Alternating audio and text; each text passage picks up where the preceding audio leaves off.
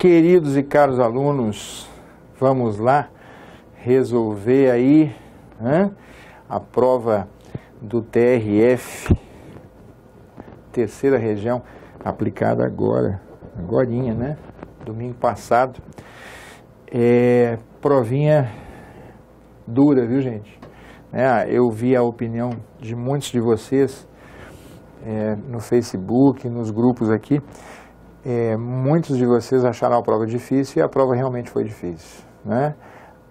À medida que formos resolvendo, eu vou chamar a atenção de vocês para algumas dificuldades e tal que me chamaram mais atenção, tá bom? Vamos lá, bom trabalho para nós, bom trabalho para nós. Para responder às questões de números 1 a 10, considere o texto abaixo. Texto do Claude Lévi-Strauss, uma adaptação, né, do Claude Lévi-Strauss, do Tristes Trópicos. Só para você saber, não vai cair na prova, né? Claude Lévi-Strauss, um antropólogo francês que viveu no Brasil no início do século XX, durante muitos anos. Chegou a ser amigo do Mário de Andrade, né? Há uma vasta, né, correspondência entre os dois e tal. O motivo de ter vindo para o Brasil, e ele aprendeu português muito bem, escrevia e falava português muito bem, tá? O motivo dele ter vindo ao Brasil foi estudar a cultura de uma nação indígena, dos Nambiguara, o povo cinza, o povo cinza.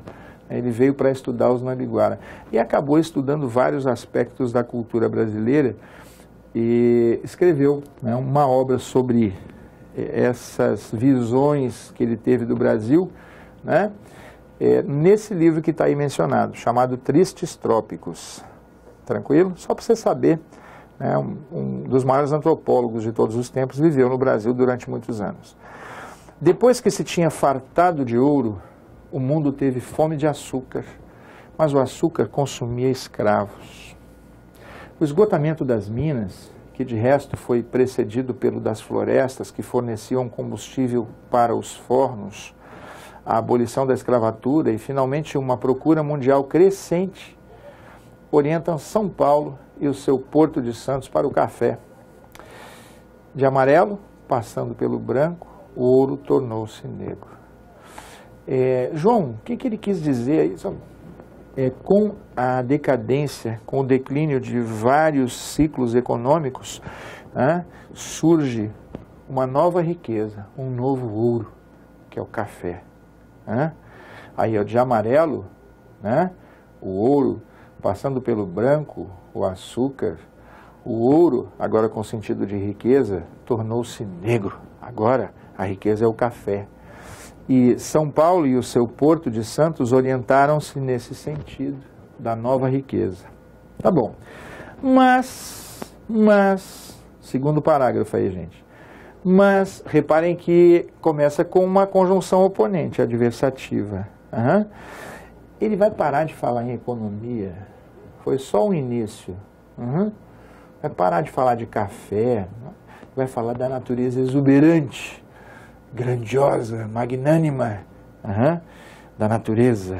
Olha só, mas apesar de terem ocorrido essas transformações que tornaram Santos num dos centros do comércio internacional, o local conserva uma beleza secreta. À medida que o barco penetra, reparem agora no tom descritivo. Descrever, gente, é fazer retrato com palavras, por meio de apelos sensoriais, sobretudo visuais, mas também táteis, olfativos, gustativos, auditivos. Agora o Lévi-Strauss vai fazer uma grande descrição da paisagem, e é só isso, mais nada. Apesar de terem ocorrido essas transformações que tornaram Santos num dos centros, do comércio internacional, o local conserva uma beleza secreta. À medida que o barco penetra lentamente por entre as ilhas, experimento aqui o primeiro sobressalto dos trópicos, como se a paisagem toda sobressaísse, sobrelevasse, sobressaltasse. Estamos encerrados num canal verdejante. Quase podíamos, só com estender a mão, só com o gesto de estender a mão, agarrar essas plantas que o rio ainda mantinha à distância nas suas estufas empoleiradas lá no alto. Aqui se estabelece num palco mais modesto o contato com a paisagem. O Arrabalde de Santos, Arrabalde é uma pequena vila, um vilarejo, uma aldeiazinha. O Arrabalde de Santos, uma planície inundada, crivada, cheia de lagoas e pântanos, entrecortada por riachos estreitos e canais, cujos contornos são perpetuamente esbatidos, amenizados por uma bruma, por uma névoa nacarada.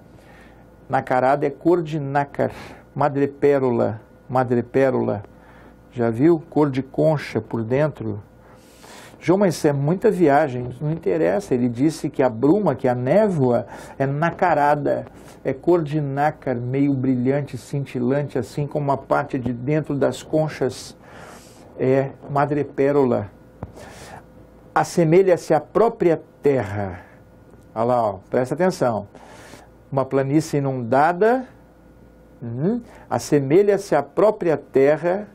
Vamos ver, ó, só um instantinho.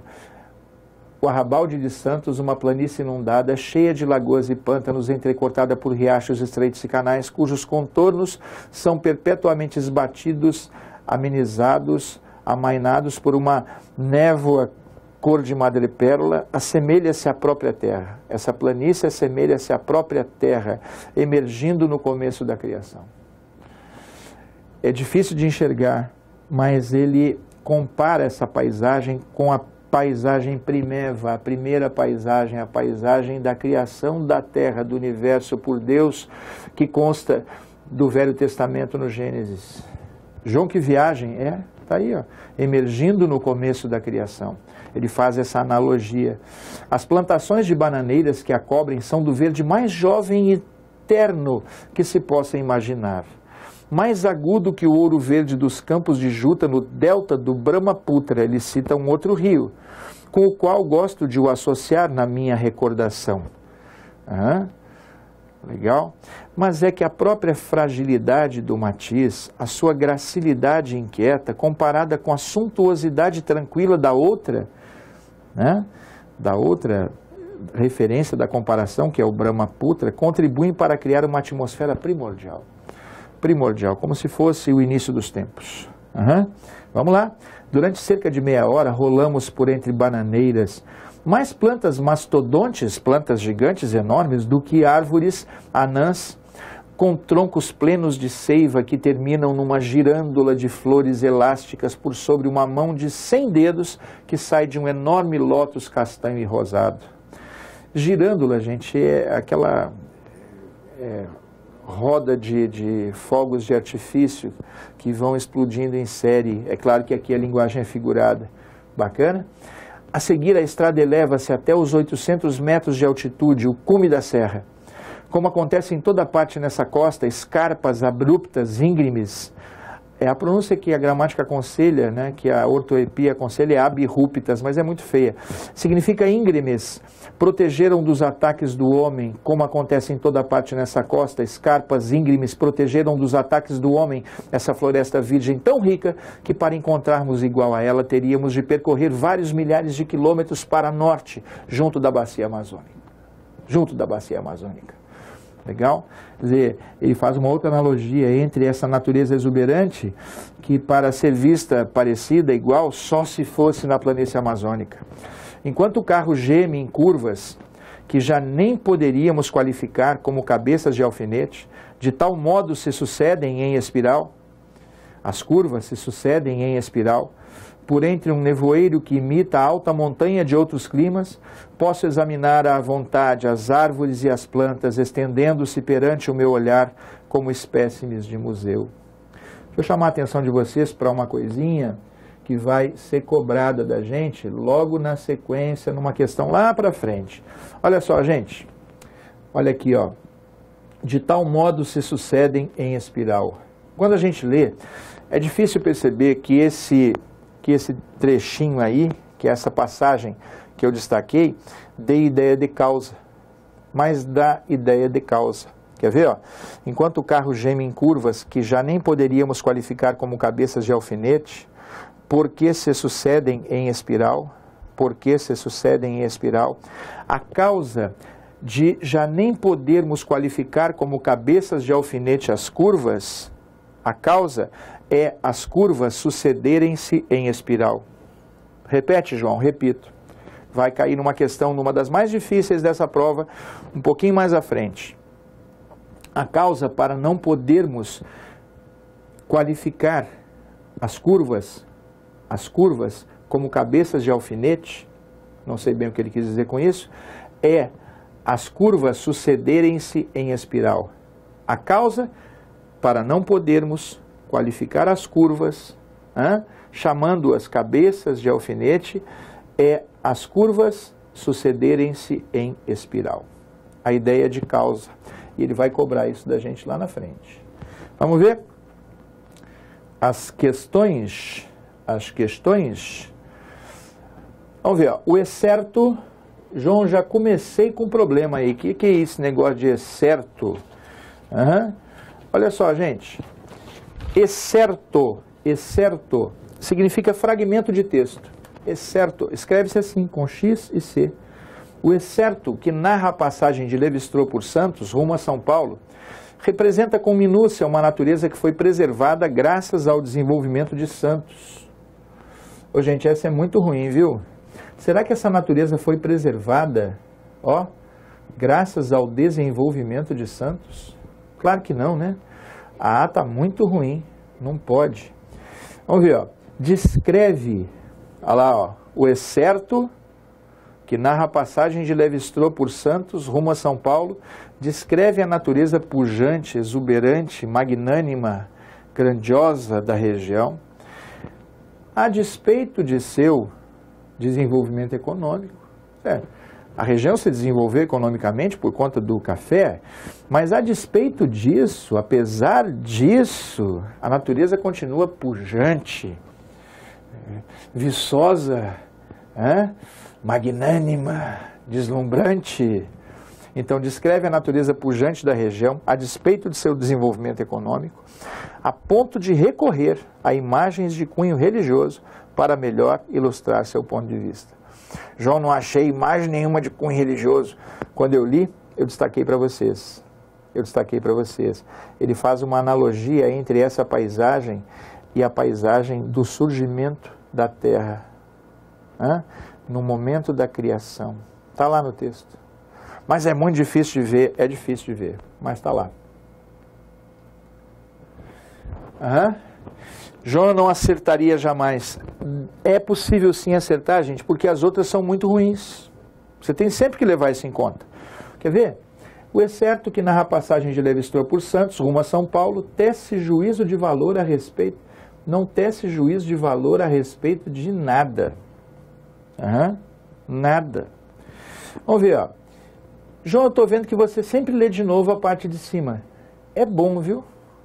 O excerto compara, o trecho compara a natureza litorânea de Santos à encontradiça, a natureza que se encontra junto ao leito do rio Brahmaputra. Até aí tudo bem, né? Com vistas a mostrar, com o objetivo de mostrar paralelamente o quão luxuriante é a natureza brasileira. A comparação não visa mostrar o quão luxuriante é a natureza brasileira, é só uma analogia. São duas paisagens belas, embora diferentes. Não é para dizer que a brasileira é isso ou é aquilo perante a outra, coisa nenhuma. Besteira. E a gente, é muito ruim também. Quer ver?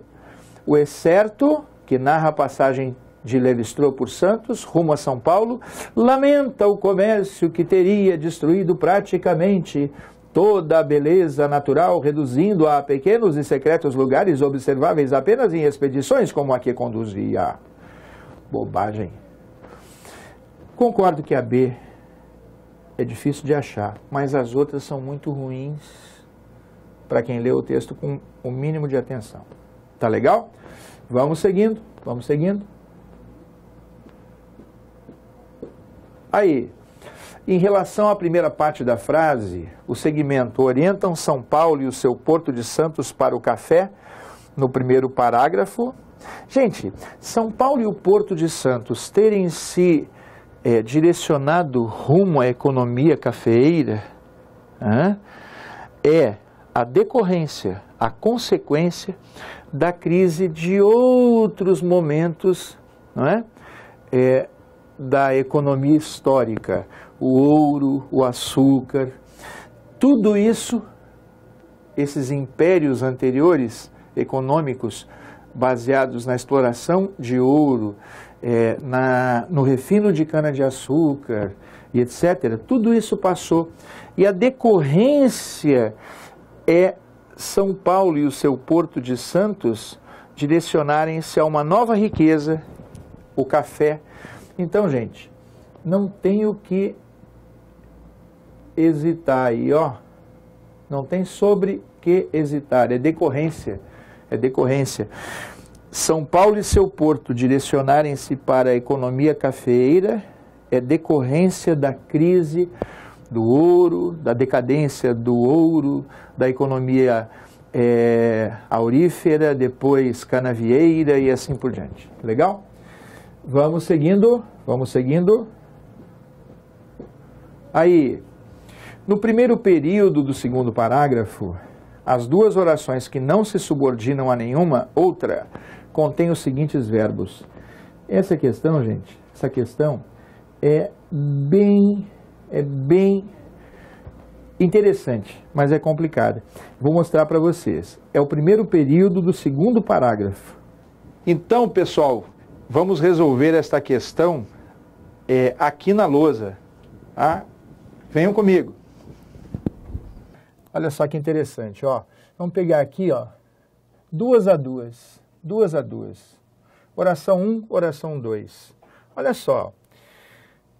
A oração 2, ó, apesar de terem ocorrido essas transformações, reparem que esse que subordina-se à palavra transformações. Esse que está subordinado ao nome transformações. Estão vendo isso? Olha lá, apesar de terem ocorrido essas transformações, as quais... Outra coisa, ó, reparem que no lugar da oração 2, cabe um adjetivo. Ó, transformações boas, ruins, horrorosas, péssimas, maravilhosas. João, mas e o sentido? Não interessa o sentido aqui, gente. Isso aqui é sintaxe. Não importa agora o sentido. Tá legal? No lugar da 2 cabe um adjetivo. E a 2 está subordinada ao nome da 1. Então, ó, a 2 é oração subordinada. Está subordinada ao nome transformações. Equivale a um adjetivo, adjetiva, que particulariza algumas transformações entre outras. Se você se lembrar, as adjetivas podem ser restritivas ou explicativas. Essa 2 particulariza algumas transformações entre outras, então restringe o significado de transformações. Oração subordinada adjetiva restritiva. E a 1, João? Toda subordinada é subordinada de uma principal. A 1 é principal da 2. O que eu faço agora, João? Sempre 2 a 2, gente. Passa para a próxima. A próxima é 3. E eu vejo a 3 com qual, Johnny? Aqui, ó. Olha só. Apesar de terem ocorrido essas transformações, o local conserva. Apesar de terem ocorrido essas transformações, conserva. Ó, que interessante, ó. A 1 está subordinada ao verbo da 3. A 3 é principal da 1. A 1 está subordinada ao verbo da 3. A 1 não tem autonomia nenhuma. Apesar de terem ocorrido essas transformações, conserva. Então, a 1 está subordinada ao verbo da 3. A 3 é principal da 1. E a 1, João? Vamos ver, vamos dar um nome para ela. Oração, porque é uma estrutura verbal, subordinada ao verbo da 3, subordinada, adverbial. Olha lá, ó. Embora tenham ocorrido, mesmo que tenham ocorrido, ainda que tenham ocorrido, conquanto tenham ocorrido, conserva. A circunstância de concessão. A 1 é subordinada adverbial concessiva. E a 3 é sua principal. João, e agora? O que eu faço? Vamos ver as outras duas aqui, ó. João, e o ponto e vírgula não encerra tudo? Gente, o ponto e vírgula nunca encerra período, viu? Se você se lembrar das nossas aulas, né? Das aulas que você já teve ou um dia vai ter, das aulas que você já teve na sua vida, os sinais que encerram período é um enunciado de sentido íntegro compreendido entre duas pausas fortes ou longas. Os sinais que indicam fim de período são ponto final, ponto de interrogação, ponto de exclamação e reticências. Legal? Ponto e vírgula não encerra período. Não encerra período. Tudo bem? Vamos ver, ó. A 5, presta atenção. A 5, vou ver com a 4. A 4, ó, à medida que o barco penetra lentamente experimento. À medida que o barco penetra lentamente experimento. A 4 está subordinada à forma verbal experimento. Então, a 5 é principal da 4. E a 4, João, vai ser o quê? Vamos ver, ó. Oração, porque é uma estrutura verbal. Olha aqui, ó, penetra. Subordinada ao verbo da 5, subordinada adverbial, que indica proporção. Proporcional. Quer ver? Agora você vai ler de novo o item comigo. Você vai ler o item de novo comigo. Você vai ouvir o Johnny lendo o item. Ô, João, eu quero ver na tela, não precisa agora. Quero que você olhe para cá. Ele fala assim, ó. Ele fala assim, no primeiro período do segundo parágrafo, que está aqui, tirei uns pedacinhos que não interessavam. As duas orações que não se subordinam a nenhuma outra contêm os seguintes verbos. Quais são as que não se subordinam a nenhuma outra, gente? E aí? A 2 está subordinada a 1. A 1 está subordinada a 3. A 4 está subordinada a 5. Então, quais são? Quais são as duas orações que não se subordinam a nenhuma? A 3 e a 5. Aí ele pede quais são os verbos dessas orações. São conserva e experimento. Conserva e experimento. Legal? João, onde é que está isso, pelo amor de Deus? Vamos ver? Aqui, ó. No primeiro período do segundo parágrafo, fiz questão de mostrar para vocês ali, para pelo menos enxergarem um pouco melhor isso tudo. No primeiro período do segundo parágrafo, as duas orações que não se subordinam a nenhuma, são a 3 e a 5, naquele esqueminha que eu mostrei para vocês, contém os seguintes verbos. E aí agora, gente? Agora não tem mais dúvida, né, brother? É conserva e experimento. Resposta letra A. João, chutei e se dei bem. Só, cara, chutar é o caminho do engano, né? Não tem jeito. Vamos seguindo, vamos seguindo. Aí. Olha aí, gente. Olha aí, gente. Vamos ver.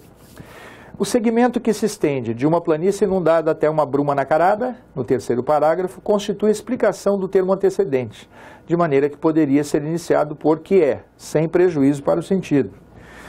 João, onde é que vai estar esse negócio? Aqui, ó. Olha só, gente.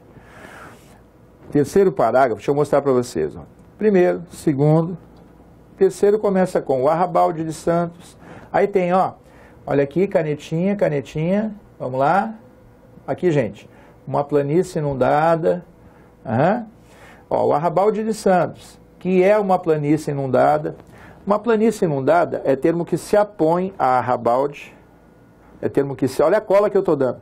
É termo que se apõe ao nome arrabalde para esclarecer algo a seu respeito. Termo que se apõe a nome para esclarecer ou explicar o seu sentido é aposto. Uma planície inundada é um aposto explicativo de arrabalde. Então tem sim algum caráter explicativo. Aí ele manda começar com o que é. O Arrabalde de Santos, que é uma planície inundada. É possível ou não é, gente? Claro que é. Claro que é. Então vamos lá. O 1, vamos ver aqui, ó. Olha só, o 1 está certíssimo. Neste mesmo segmento, as vírgulas poderiam ser substituídas, as vírgulas poderiam ser substituídas por ponto e vírgulas, uma vez que se trata de uma sequência de características atribuídas ao mesmo termo. É tudo conversa fiada. Eu vou mostrar para você de novo, tá? Quer ver? Vamos ver aqui, ó. Ó, o Arrabalde de Santos, ele está mandando botar ponto e vírgula. O Arrabalde de Santos, ponto e vírgula. Uma planície inundada, ponto e vírgula. Crivada de lagoas e pântanos, ponto e vírgula. Entrecortada por riachos, estreitos e canais, ponto e vírgula. Absurdo, gente. A gente pode usar ponto e vírgula no lugar de vírgula quando se trata de uma enumeração de elementos coordenados entre si. Eu fui à feira e comprei, tomates, vírgula, alface, vírgula, cebola, vírgula, couve, vírgula, rabanete, ponto. Trata-se de uma enumeração de elementos coordenados entre si. Eu posso trocar essas vírgulas por sinais de ponto e vírgula. Mas aqui não, gente. Ó, uma planície inundada é um aposto intercalado no meio do período. Pode vir entre vírgulas, entre travessões ou parênteses, mas jamais entre dois sinais de ponto e vírgula, por exemplo. Só para falar de um deles. Então, está muito ruim esse número 2. Vamos ver se já tem uma resposta para a gente? Ó, o 1 está certo, o 2 está errado.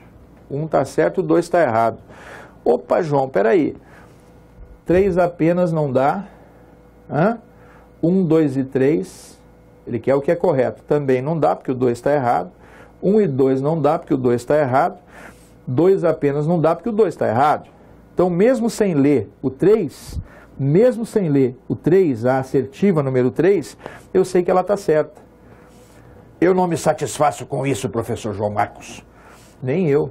Vamos ler a assertiva 3. No mesmo período, a oração iniciada por emergindo, essa assertiva é inteligentíssima. Ela está certa. Eu vou mostrar por quê.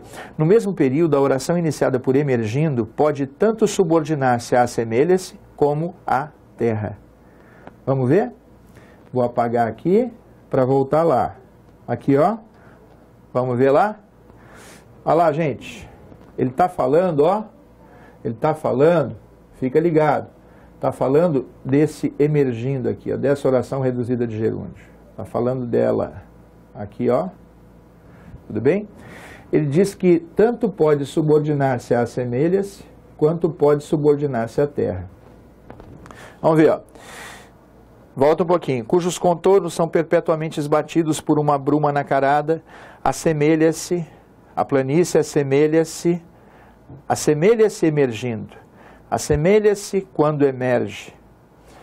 É possível subordinar-se a assemelha-se? É. Vai ser uma subordinada adverbial reduzida de gerúndio. Que indica o que, João? Pode ser tempo, alguma coisa parecida. Pode subordinar-se à terra. Ó, assemelha-se à própria terra que emerge, terra que emerge no começo da criação. Terra que emerge, agora vai ser uma subordinada adjetiva de terra. É possível sim pensar nesses dois vínculos de subordinação. Assemelha-se emergindo. Assemelha-se porque emerge, por exemplo, vai ser causa. Assemelha-se quando emerge, vai ser tempo, mas vai ser uma adverbial, reduzida de gerúndio. Pode subordinar-se à terra. Terra que emerge. Agora o que é um pronome relativo? Terra emergente. Terra nova. Terra bela. Terra magnífica. Agora vai ser uma subordinada adjetiva explicativa de terra. É possível sim supor os dois vínculos de subordinação. Portanto, amigos, vamos ver aqui, ó. Resposta, só para não deixar passar geral, né? Resposta 1 e 3 apenas. A 2 está muito errada. A 1 certa e a 3 certa. João, essa questão é fácil ou difícil? Difícil, bem difícil. Falou, moçada? Pessoal, aí mais uma questãozinha, né? Essa aí, eu acho, né, um pouco complicadinha. Vamos ver se você concorda comigo ou não. Vamos ver. A alteração da voz do verbo poder, nas duas vezes em que ocorre no último parágrafo, deverá resultar nas seguintes formas, respectivamente. Então, a gente vai ter que olhar, não tem saída. Olha lá, ó. No último parágrafo, vamos ver quais são as situações? Aqui, ó. Olha só.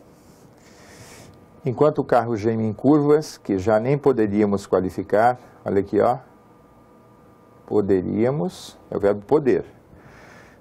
De tal modo se sucedem em espiral por entre um nevoeiro que imita a alta montanha de outros climas, posso, é o verbo poder também. Legal? Olha só, no texto as duas ocorrências, né, do verbo poder estão na voz ativa. Ele está pedindo para mudar de voz, está pedindo para colocar na passiva. Presta atenção aí, vamos ver se a gente consegue resolver aqui no texto, ó. Ó, já nem poderíamos, essa desinência aqui, ó, RIA, é do futuro do pretérito.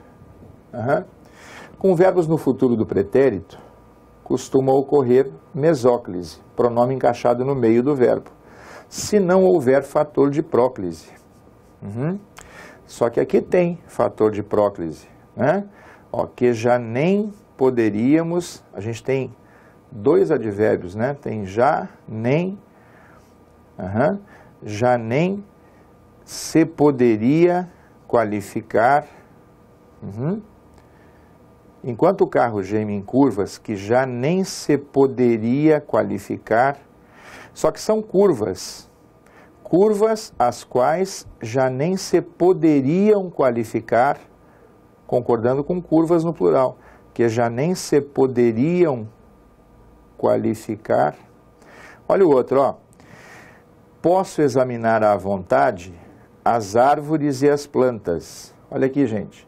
O sujeito, se eu puser na passiva, o sujeito é as árvores e as plantas. Sujeito paciente. Então vai ficar assim, ó. Podem-se examinar à vontade as árvores e as plantas. As árvores e as plantas podem ser examinadas. Podem-se examinar. Então vai ficar assim, ó. Enquanto o carro geme em curvas, as quais já nem se poderiam qualificar, podem-se examinar as árvores e as plantas. João, vamos procurar essa resposta? Vamos? Bora. Aqui, ó. E agora? Pois é. E aí, moçada?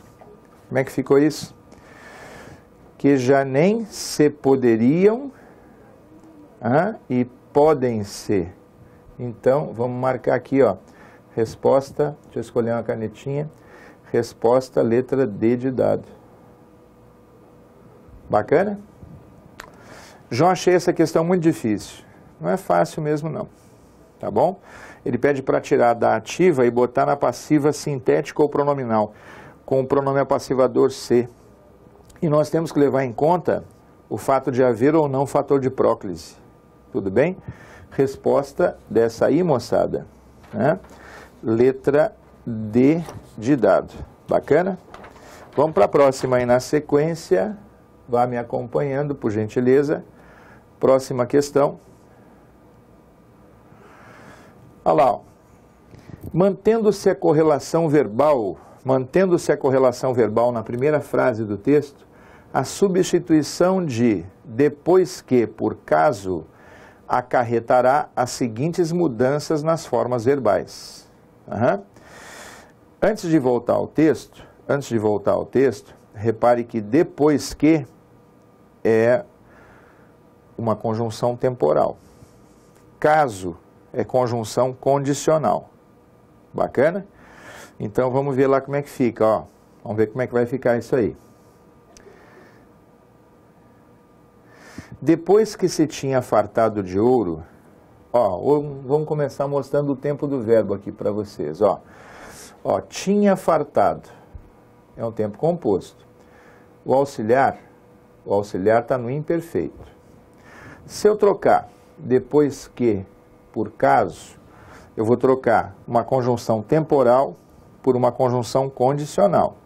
Olha lá, ó. Caso se, eu vou ter que manter, presta atenção, eu vou ter que manter o tempo imperfeito de tinha, só que agora no subjuntivo tivesse. Caso se tivesse fartado de ouro, então vamos lá, ó, vamos por partes aí. Olha lá.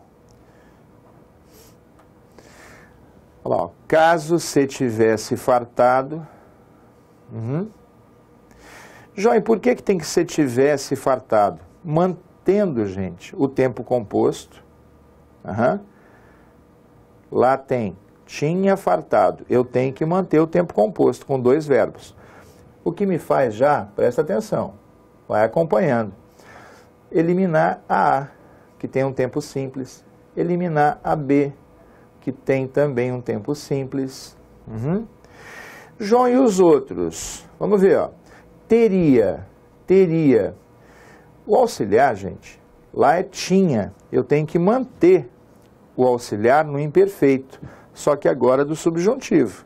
Então não pode ser teria fartado. Tenha é presente. Tenha é presente do subjuntivo. E lá tem tinha no pretérito imperfeito. Eu tenho que manter o pretérito imperfeito, só que agora no subjuntivo. Por que no subjuntivo, João? Isso que eu não entendi. Porque ele mandou trocar uma conjunção temporal por uma conjunção condicional. As orações condicionais são subordinadas. E o modo verbal da subordinação é o subjuntivo. Então tem que trocar aquele tinha, que está no imperfeito, do indicativo por um tivesse no imperfeito do subjuntivo.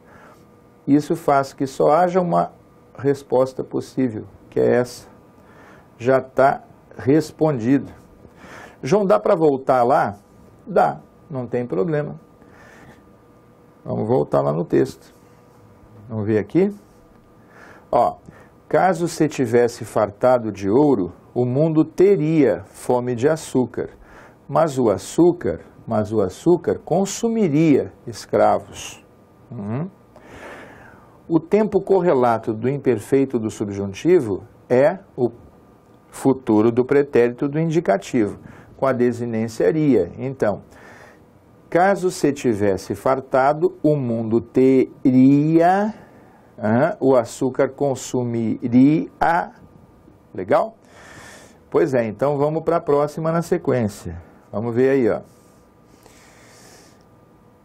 A próxima questão. A oração. Está aí, ó, para vocês, para nós. A oração. De tal modo se sucedem em espiral. Quando nós lemos o texto, eu chamei a atenção de vocês para essa construção. E para mim, João, Marcos, para mim, essa foi uma das questões mais difíceis dessa prova. Uma das mais difíceis. Tá? Porque perceber que lá no texto, de tal modo se sucedem em espiral. Eu vou mostrar para vocês de novo. Da ideia de causa, requer muita atenção. Muita atenção. Quer ver? É lá no finzinho do texto. Enquanto o carro geme, presta atenção, enquanto o carro geme em curvas que já nem poderíamos qualificar como cabeças de alfinete, porque se sucedem em espiral, uma vez que se sucedem em espiral, haja vista que se sucedem em espiral, a causa de já nem podermos qualificar, blá, blá, blá, é as curvas sucederem-se em espiral.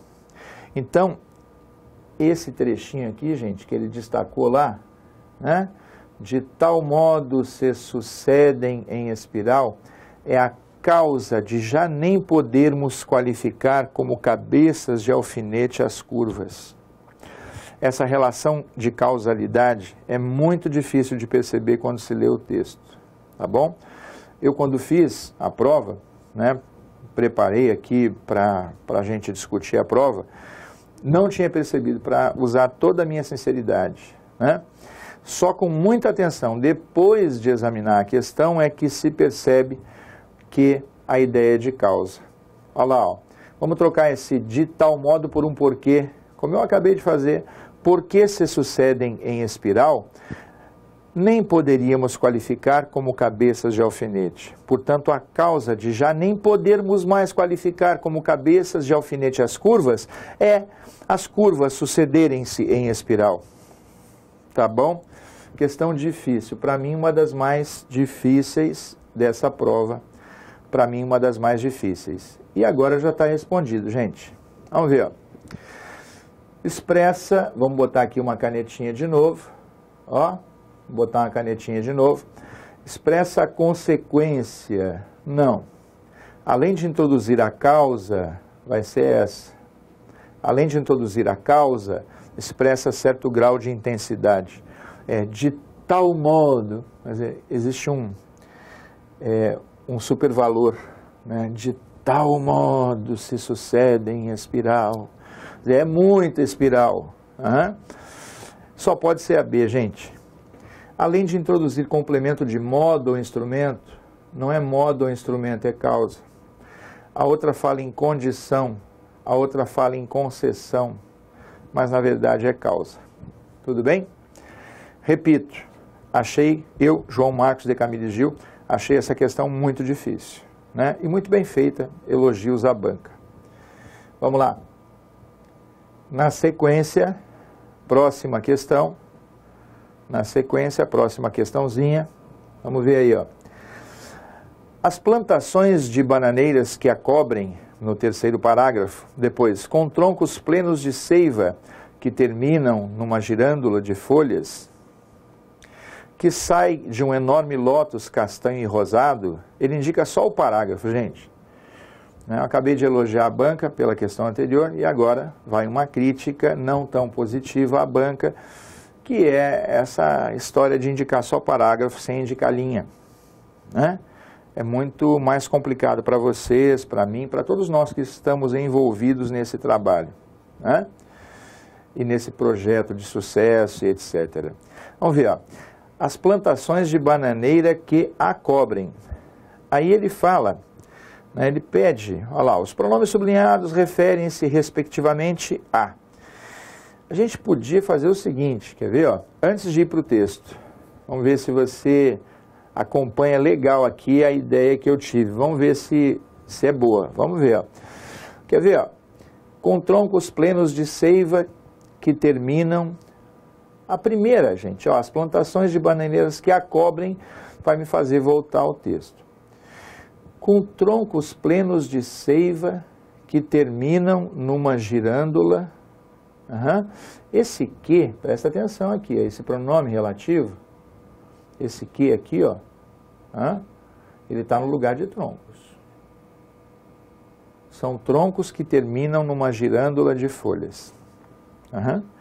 Então, vamos ver, ó, no segundo tem que ter troncos. Então a gente já tira duas alternativas. João, mas não resolveu nada.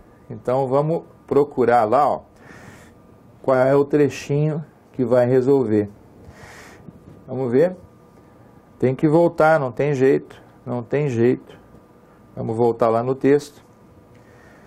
Ele fala aí, vamos ver aqui, gente. Ele fala terceiro parágrafo. Então vamos. Terceiro parágrafo. O arrabalde de Santos, uma planície inundada, crivada de lagoas e pântanos, entrecortada por riachos estreitos e canais, cujos contornos são perpetuamente esbatidos por uma bruma nacarada, assemelha-se à própria terra, emergindo no começo da criação. As plantações de bananeiras que a cobrem, pronto, chegou onde a gente queria, é que cobrem a planície. Uhum. Olha lá, ó. Uma planície inundada, tal. As plantações de bananeiras que a cobrem, que cobrem a planície. Vamos ver se já resolveu? Vamos ver se já resolveu? Será que já resolveu? Vamos ver aqui, gente. Aqui, ó. Olha lá, ó. Já resolveu? Planície, troncos, ainda não resolveu. João, mas você já me deu a resposta. Mas a gente vai voltar lá. Agora, ó, que sai de um enorme lótus castanho e rosado. A gente volta. Que sai de um enorme lótus castanho e rosado. Vamos ver, ó. Com troncos plenos de seiva que terminam numa girândola de folhas elásticas, por sobre uma mão, só até dá uma cacofonia, gente, uma mão, né? Lembra a fruta, uma mão de 100 dedos, mão de 100 dedos, mão que sai. Pronto, agora resolveu. Mão que sai. Então, vamos voltar lá. É planície, troncos e mão. Planície, troncos e mão. Bacana? Essa vai ser a nossa resposta. João, uma questão dessa dá muito trabalho. Daria menos trabalho e seria mais razoável se houvesse a indicação do número de linhas. Certo? Vamos ver, ó, a próxima, gente. A próxima questãozinha está aqui. Uma redação alternativa para o segmento, mas é que a própria fragilidade do matiz, a sua gracilidade inquieta, comparada com a suntuosidade tranquila da outra, contribuem para criar uma atmosfera primordial, no terceiro parágrafo, sem prejuízo da correção e do sentido, está em. Vamos ver. Conquanto seja a fragilidade mesma do colorido, aliada à graciosidade fugaz, em contraposição à riqueza consolidada da outra, que contribui para a formação de um clima primaz. Gente, isso é uma confusão de sentido enorme. É muito ruim a redação a proposta de reescrita da letra A. É muito ruim. Não obstante a própria instabilidade da coloração, a sua gratuidade, olha lá, ó, mas é que a própria fragilidade do matiz, ele fala em instabilidade da coloração. A sua gratuidade, lá tem gracilidade, não gratuidade. São coisas completamente diferentes. Uma diz respeito à graça, outra diz respeito à gratuidade, frivolidade, superficialidade. Não tem nada a ver também, gente. Todavia, é devido à própria fragilidade do tom. Lá fala em fragilidade do matiz. Bom, João está indo. A sua graciosidade irrequieta, lá tem inquieta. Irrequieto, gente, diz respeito a pessoas muito agitadas, agitadíssimas, com déficit de atenção ou como se chame. Irrequietos são seres humanos que não conseguem parar um minuto sossegados. Irrequieto não se costuma utilizar nem em sentido figurado para coisas, né? Depois tem posta em paralelo com o Fausto inabalável da outra, né? É muito ruim a palavra Fausto aqui, que significa glória, pujança, poder. Não é boa também a da letra C, está muito ruim. João, ficamos entre D e E? Sim, vamos lá, entre D e E. Mas é, no entanto, a própria delicadeza do matiz, sua gratuidade inconstante, que comparada ao luxo estável da outra, aqui já ficou ruim, gente, porque não é luxo da outra planície, do outro rio, Brahmaputra, que aparece lá no texto, não é luxo. Olha lá, ó, lá tem assim, ó, suntuosidade tranquila da outra. Ele trocou suntuosidade por luxo. Fica muito ruim essa aqui também. Vamos lá, ó. Sobrou a letra E, vai ser a melhor. João, que questão difícil, hein? É, trabalhosa. É, todavia, porque a própria fragilidade da coloração, fragilidade do matiz e a sua graciosidade instável, inquieta, que muda, né? Vamos lá, ó. Comparada ao Fausto tranquilo da outra. João, mas aqui ele usou Fausto de novo, mas essa vai ser a melhor, não vai ter outra solução, gente. Contribuem para conformar uma ambientação primitivas. Uhum. E aqui é primitiva, gente, não tem esse Zzinho não, tá? É só primitiva. Falha minha, beleza? Falha minha. Eu digitei, ficou primitivas sem que eu houvesse visto, mas isso não vai nos atrapalhar. Questão trabalhosa, chatinha de fazer, mas a gente está aqui para isso. Vamos ver. Próxima. Aí, moçada, mais uma questãozinha, essa aqui, exigente, bastante exigente, trata de desenvolvermos orações reduzidas. Só para você se lembrar, né? Reduzidas são orações subordinadas sem conjunção, ou sem pronome relativo, tá? Cujo verbo esteja no infinitivo, no gerúndio ou no particípio. Tudo bem? Repetindo, reduzidas são orações subordinadas, sem conjunção ou sem pronome relativo, no caso das adjetivas, cujo verbo esteja no infinitivo, no gerúndio ou no particípio. Ele destacou para a gente duas orações reduzidas, para encontrarmos igual a ela, e a outra estendendo-se perante o meu olhar. Tudo bem? A primeira está reduzida de infinitivo e a segunda está reduzida de gerúndio. Tudo bem? Aí ele fala assim, ó, podem ser distendidas, é o mesmo que desenvolvidas, Distendidas não é um termo usual, o termo mais usual é desenvolvidas. João, como é que eu desenvolvo uma oração reduzida? Ora, a reduzida não tem conjunção ou pronome relativo. E o verbo está no infinitivo, no gerúndio ou no particípio. Para desenvolver uma oração reduzida, você tem que botar uma conjunção e conjugar o verbo no modo indicativo ou no modo subjuntivo, dependendo do caso. Bacana? Então, vou mostrar para vocês no texto. Ó, a primeira está no 4º parágrafo e a outra está no último. Então, vejamos aqui, ó, no texto. Vamos ver aqui, ó. Quer ver?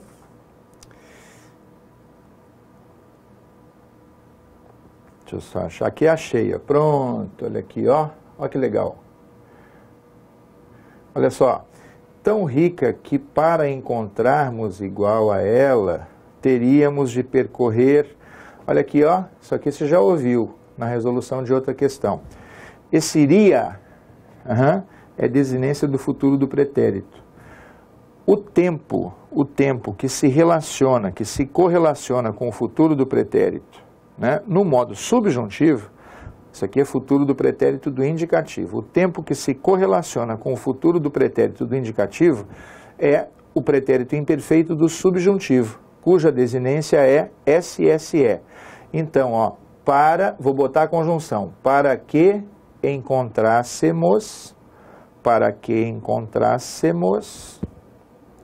Então, essa já é a primeira saída. A outra oração é essa aqui, quer ver? Ó? Por entre o nevoeiro que imita a alta montanha, posso examinar à vontade as árvores e as plantas, estendendo-se perante o meu olhar. Árvores, ó, as árvores e as plantas belas, as árvores e as plantas vicejantes. Cabe um adjetivo no lugar. Essa outra oração é uma adjetiva. Vou botar um pronome relativo para desenvolver essa oração reduzida de gerúndio. Vai ficar assim, ó. Posso examinar à vontade as árvores e as plantas que se estendem. Por que no presente, João? Porque o gerúndio é um presente contínuo do português, né? Então, ó, posso examinar à vontade as árvores e as plantas que se estendem. Esse que eu estou botando aqui é só um pronome relativo, mais nada, tá bom? Agora vamos procurar uma solução para nós. Vamos procurar uma solução para a gente. Olha lá, ó. Botar a canetinha de novo aqui. para que tivéssemos encontrado, aqui ó, isso aqui já não dá, gente, de modo que coisa nenhuma, não tem circunstância nenhuma, para que encontremos não, João, por que não pode ser tivéssemos encontrado? Porque o tempo lá não é composto, gente, o tempo é simples, aqui ele está botando dois verbos, para que encontrássemos igual a ela, que se estendem perante o meu olhar. Essa aqui é a resposta. A explicação eu já dei para vocês. Por que não pode ser a próxima, João? Porque ele colocou aqui, ó, quando se estendem, né? Ele colocou uma oração adverbial temporal no lugar de uma adjetiva, na verdade. Não dá. Desde que se estendam, colocou na letra E uma condicional, né? Caso se estendam, não dá para ser. A única razoável, né, a única possível, melhor dizendo, é a da alternativa C de casa. Legal? Questãozinha boa, hein? Difícil. João, acertei sem saber nada disso. Quem acerta sem saber nada, pode errar um monte, sem saber também. Só vai ver depois, né?